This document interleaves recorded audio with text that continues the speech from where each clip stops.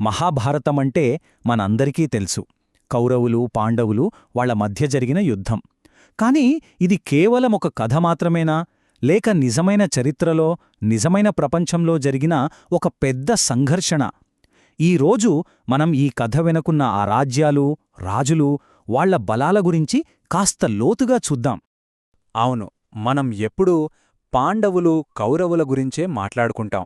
కాని ఈ ఇతిహాసం వెనుక ఒక పెద్ద ప్రపంచమే ఉంది కదా.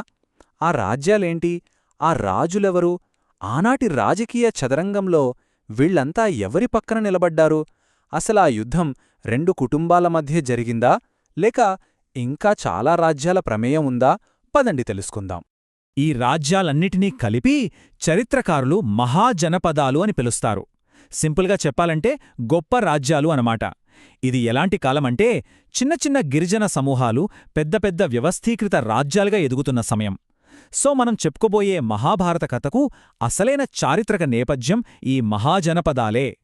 సరే, ముందుగా ఈ మొత్తం కథకు, ఈ సంఘర్షణకు కేంద్ర బిందువుగా ఉన్న రాజ్యాల గురించి చూద్దాం.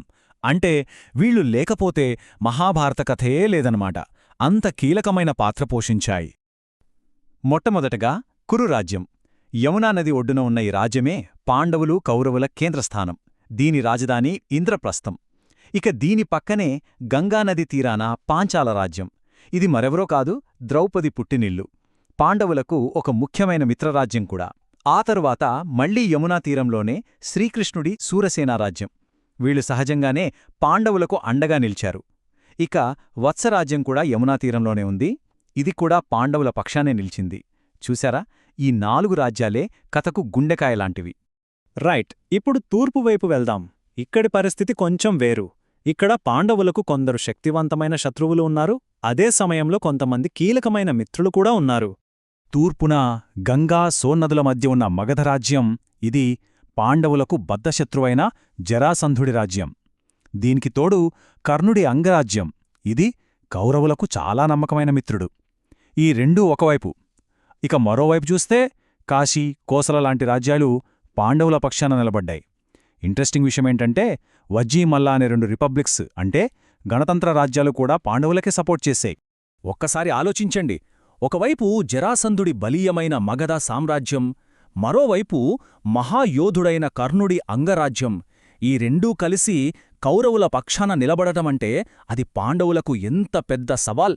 ఈ కూటమి ఆనాటి యుద్ధ సమీకరణాలనే మార్చేసింది. సరే, ఇప్పుడు మన ప్రయాణాన్ని దక్షిణ, పశ్చిమ దిశలకు తిప్పుదాం. మరి ఈ ప్రాంతాల్లోని రాజ్యాలు ఎవరికి మద్దతిచ్చాయి? పాండవులకు ఆశ్రయం, వ్యూహాత్మక బలం ఎక్కడి నుండి లభించాయో చూద్దాం. ఇక్కడ పశ్చిమాన మత్స్యరాజ్యం చాలా స్పెషల్. ఎందుకంటే పాండవులు తమ అజ్ఞాతవాసంలో ఆశ్రయం పొందింది ఇక్కడే. ఇక చేదిరాజ్యం. దీని పాలకుడు శిశుపాలుడు కృష్ణుడికి బద్ధశత్రువు. చివరికి ఆయన చేతిలోనే హతమయ్యాడు. ఆ తర్వాత అవంతి. ఇది ముఖ్యమైన ట్రేడ్ రూట్స్లో ఉండటం వల్ల చాలా శక్తివంతమైన రాజ్యం. ఇక కిందికి దక్షిణం వైపు వస్తే గోదావరి నది ఒడ్డున అస్మక రాజ్యం. వింధ్య పర్వతాలకు దక్షిణంగా ఉన్న ఏకైక మహాజనపదం ఇదేనమాట. మనం ఇందాక చెప్పుకున్న మత్స్యరాజ్యం గురించి ఇంకొంచెం మాట్లాడుకోవాలి. పాండవుల కథలో ఇది చాలా ప్రత్యేకమైనది. వాళ్ల వనవాసంలో చివరి సంవత్సరం, అంటే అజ్ఞాతవాసం, వాళ్లు ఎవరికీ తెలియకుండా మారువేషాల్లో గడిపింది ఈ మత్స్యరాజ్యంలోనే. వాళ్ల ప్రయాణంలో ఇదొక టర్నింగ్ పాయింట్ లాంటిది. ఓకే, ఇక చివరిగా మనం వాయువ్య సరిహద్దులకు వెళ్దాం. అంటే నార్త్ వెస్ట్ ఫ్రంటియర్. ఈ ప్రాంతంలోని రాజ్యాలు వాటి వ్యూహాత్మక స్థానానికి, కొన్ని ప్రత్యేకమైన వనరులకు చాలా ఫేమస్. వాయువ్యంలో మనకు మొదటగా గుర్తొచ్చేది గాంధార రాజ్యం. ఇది మరెవరిదో కాదు, శకుని స్వస్థలం. అందుకే కౌరవులకు ఇదొక కీలకమైన మిత్రరాజ్యంగా మారింది. ఇక దీనికి దగ్గరలోనే కాంభోజరాజ్యం. ఇది దేనికి ప్రసిద్ధి అంటే శ్రేష్టమైన యుద్ధగుర్రాలకు. ఆ రోజుల్లో సైన్యాలకు మంచి గుర్రాలు ఎంత అవసరమో మనకు తెలుసు కదా. సో కాంభోజరాజ్యం చాలా ముఖ్యమైనది. ఇప్పటివరకు మనం కథలో భాగమైన రాజ్యాల గురించి చూశాం.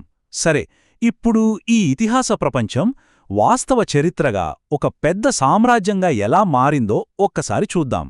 మనం చూసిన ఈ 16 మహాజనపదాలు ఆనాటి ప్రపంచం ఎంత సంక్లిష్టంగా, ఒకదానితో ఒకటి ఎంతగా ముడిపడి ఉందో చూపిస్తాయి. ప్రతి రాజ్యానికే దాని సొంత రాజధాని, దానిగుండా ప్రవహించే నది ఇతిహాసంలో ఒక ప్రత్యేక పాత్ర. ఇదంతా చూస్తుంటే ప్రాచీన భారతదేశపు రాజకీయ చతరంగంలా అనిపించడం లేదా? అయితే ఈ గొప్ప రాజ్యాల వారసత్వమేంటి? సింపుల్గా చెప్పాలంటే అవే భారతదేశపు మొదటి గొప్ప సామ్రాజ్యాలకు పునాది వేశాయి. ఇవే వాణిజ్యానికి, విద్యకు, సంస్కృతికి పెద్ద పెద్ద కేంద్రాలుగా మారాయి. మన మహాభారత ఇతిహాసానికి ఒక చారిత్రక వేదికను అందించాయి. అన్నిటికంటే ముఖ్యంగా సమాజాన్ని చిన్న చిన్న సమూహాల నుండి పెద్ద పెద్ద వ్యవస్థీకృత రాజ్యాలుగా మార్చడంలో కీలక పాత్ర పోషించాయి. మరి ఈ మహాజనపదాల ఉనికి మహాభారత కథ నిజంగా జరిగిందనడానికి చారిత్రక ఆధారంగా నిలుస్తుందా? పురాణానికి చరిత్రకు మధ్య గీతను మనం ఎక్కడ గీయాలి? అసలు కథ ఎక్కడ ముగుస్తుంది? చరిత్ర ఎక్కడ మొదలవుతుంది? ఆలోచించాల్సిన విషయమే కదా.